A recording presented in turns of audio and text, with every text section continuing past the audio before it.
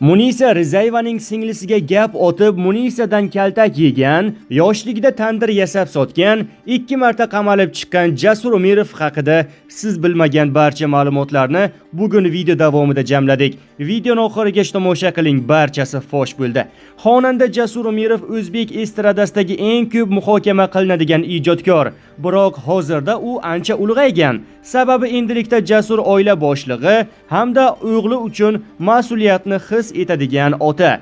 Jasur Umirov 1986-yilning 31-mart sanasida Samarqand viloyati Kattaqo'rg'on shahrida muvaffaqiyatli tadbirkor va uy bekasi oilasida tavallud topgan. Ko'pchilik Jasur otasining izidan borib, tadbirkorlik bilan shug'ullanishini taxmin qilgan bo'lsa-da, u xonandalik yo'lini tanladi.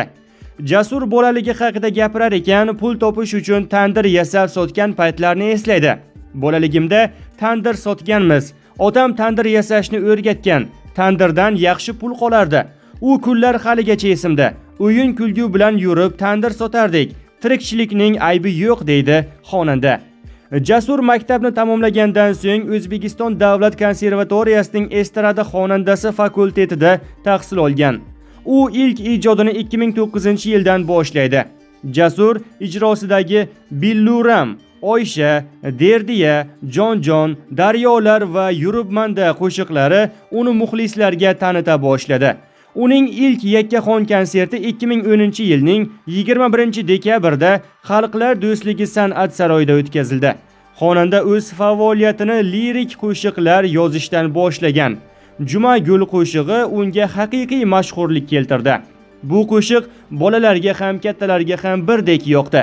San'atkor ushbu qo'shiqni chiqargach, yana bir qo'shig'i, ya'ni Odamlarning to'yi ni taqdim etdi. Bu safar ushbu qo'shiq yanada muvaffaqiyatli bo'ldi va barcha muxlislari tomonidan iliq kutib olindi. Ilk marta qamoqqa tushishi. 2018-yilda Jasur Umirov 15 sutkaga qamalgani haqida xabarlar tarqaldi. Bunga Jasurning mast holda Captiva'sida tanishining xonadoniga borib, uning darvozasiga bir necha marta mashinaning old qismi bilan urgani sabab bo'lgan. Jasur Umirovga nisbatan ma'muriy javobgarlik to'g'risidagi kodeksning 183-moddasi mayda bezorilik, ya'ni jamoat joylarida uyatli so'zlar bilan so'kinish, fuqarolarga haqoratomuz shilqimlik qilish hamda jamoat tartibini va fuqarolarning osoyishtaligini buzuvchi shu kabi boshqa xatti-harakatlarda ifodalangan jamiyatda yurish-turish qoidalarini qasddan mensimaslik bilan ma'muriy ish ochilgan. Sudda xonanda aybiga to'liq iqror bo'lgan. Rostdan ham yonida olib yuradigan pichog'i bilan tanishini qo'rqitib, haqoratlaganini tan olgan. Sabab sifatida o'zi yoqtirgan She ismli qizni unga turmushga berishmayotganini ko'rsatgan, lekin qilgan ishidan afsusdaligini bildirib, suddan yengillik so'ragan. Sud Jasur Umirovni ma'muriy javobgarlik to'g'risidagi kodeksning 183-moddasi bo'yicha aybdor deb topib, 15 sutkalik ma'muriy qamoq jazosini tayinlagan. Voyaga yetmagan qizning nomusiga tekkanlikda ayblangan xonanda. 2021-yilda Jasur Umirov yana bir bor qamoq jazosini oldi. Bu safar u voyaga yetmagan qizning nomusiga tekkanlikda ayblandi.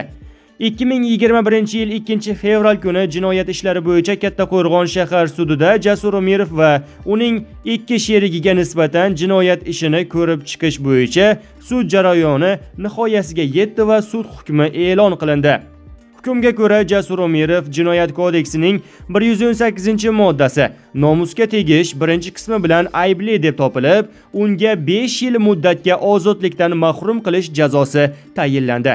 Uning 2 sherigi esa 1,5 yilga ozodlikdan mahrum qilingan.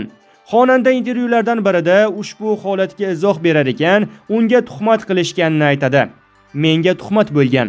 O'sha qiz tergovchiga ham, sud zalida ham aybim yo'qligini aytgan, lekin negadir ishonishmagan. U qiz meni sevib qolgan ekan. Turmushga chiqmoqchi bo'lib, menga tuhmat qilgan. Men aybim bo'lmagani uchun qamalmayman deb o'ylardim, lekin u qizga ham kimdir o'rgatdimi, menga turmushga chiqmoqchi bo'lgan. Ota-onam u qizga senga uylanadi o'g'lim, aslida haqiqat qanday bo'lgan? Sud zaliga borib haqiqatni aytib ber deyishgandan keyin u haqiqatni gapirib bergan, lekin baribir qamalib ketdim. Ota-onam ham boshida aybim yo'qligiga ishonishmagan, keyinchalik tushunib yetishgan. O'z vaqtida qizlar stadiondagi panjaralarni buzib chiqib ketadigan darajada yaxshi ko'radigan san'atkor bo'lganman. O'zi san'atkorlarning muxlislari ko'p bo'lar ekan. Mening fe'l-atvorim shunaqa. Ayollardan uyalaman. 3 ta ayolning orasida kirib qolsam, ko'ziga qarolmay jim o'tiraman. Masalan, singlim juda badavlat oilalarning qizlari bilan birga o'qigan. Uning dugonalari uyimizga kelib turishardi. Birontasi bilan gaplashmaganman hattoki. Yuziga ham qaramaganman. Qizlarga zo'ravonlik qilish xayolimga ham kelmagan. Chunki atrofimda shundoq ham qizlar ko'p bo'lgan. Men u qizga uylanmaganman, degan edi xonanda. Tezlikni oshirgani uchun qariyb $4000 jarima to'lagan. Xonanda intervyulardan birida svetofor nima ekanligini bilmagani va yo'l qoidalariga bo'ysunmagani uchun $3800 miqdorda jarimaga tortilgani haqida aytib o'tgan. U paytlari bir kunda 12 tagacha to'yga borardik. Bunday paytda shoshilmaslikning iloji yo'q edi. Haydovchi mashinani uchirardi. Men-ku to'ydan $500 olaman. Sen 50,000 so'm uchun o'lib ketmoqchimisan deb hazillashardim. U paytlar svetofor nima ekanligini bilmasdik. Tezligimiz ham katta bo'lardi. Bir marta $3800 miqdorda jarima kelgan. Hozir to'ylar u qadar ko'p emas. Bitta men emas, boshqalar ham qoidalarga amal qiladigan bo'lib qolishgan, degan edi xonanda. Munisa Rizayeva unga nima sababdan tarsaki tushirgan edi? Jasur Umirov aldama meni ko'rsatuvga bergan intervyusida singlisi Karimaga gap o'tgani uchun Munisa Rizayevadan kaltak yegani haqida aytib o'tgan. Shaxsiy hayot. 2022-yilning 3-dekabr kuni poytaxtdagi restoranlardan birida xonanda Jasur Umirovning nikoh oqshomi bo'lib o'tdi. Xonanda o'zidan 14 yosh kichik Go'zal ismli qiz bilan oila qurdi. Tantanaga o'zbek san'atining ko'plab taniqli vakillari tashrif buyurdi. Jasur rafiqasini o'zi topgani haqida so'zlab bergan. Rafiqamni o'zim topganman. U singlimning dugonasi edi. Aslida hech kimni zo'rlamaganimni, menga tuhmat bo'lganini batafsil tushuntirganman. Shunda qaynonam rafiqamga boshidan uncha-muncha sinovlar o'tibdi, toblanibdi, oila ham yaxshi ekan. Shunga tegasan degan. U mendan 14 yosh kichkina, juda rashkchi. Agar kliplarimda tushgan qizlar bilan telefon raqam almashganimni bilib qolsa, janjal ko'taradi. Lekin ayol kishining rashk qilgani ham yaxshi, degandi xonanda. Hozirda Jasur va Go'zalning Muhammad Xalid ismli o'g'il farzandi bor. Litsenziyasi olib qo'yilishiga sabab bo'lgan voqea. Jasur Umirov intervyularda bir necha yil avval litsenziyasi olib qo'yilishiga sabab bo'lgan voqea haqida so'zlab bergandi.